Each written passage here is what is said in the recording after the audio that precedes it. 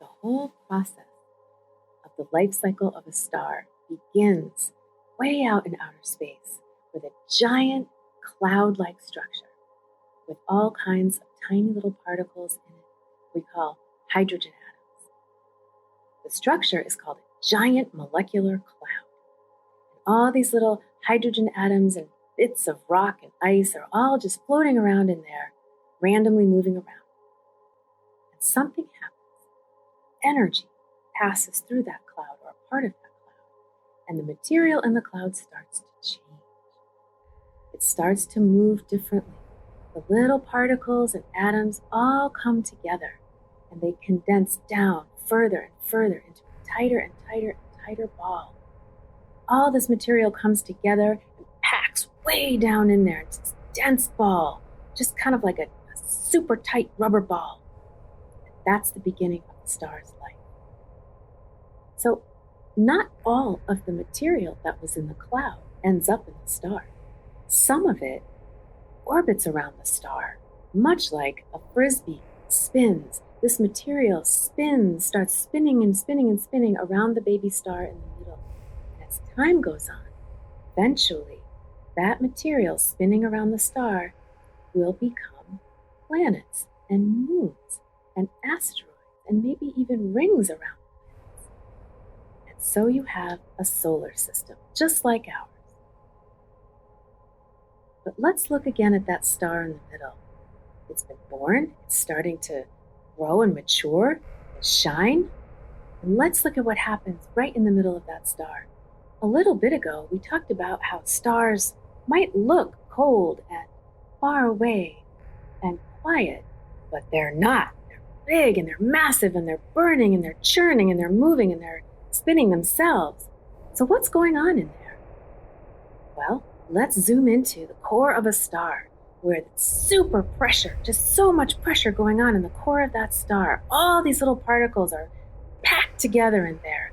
And what happens is that pressure pushes the hydrogen atoms together, and they permanently come together into a new atom. Where there were two hydrogen atoms before, they come together into one helium atom. And over time, through this process, all of the hydrogen that was in the baby star is made into heavier and heavier elements like carbon and nitrogen and oxygen and even iron. This process goes on for most all of the star's life, which is very, very long, depending on how big the star is. It can be billions and billions and billions of years. And in the core of the star, this process is going on all day, all night. And it's this process that produces all the light and energy that the star is emitting, all the heat and light that we see from our star is going on because of this process. Eventually, the star will come to the end of its life. This process will come to an end. Depending on how big the star is, it will die differently. The biggest stars, they're huge. They've been doing this their whole lives.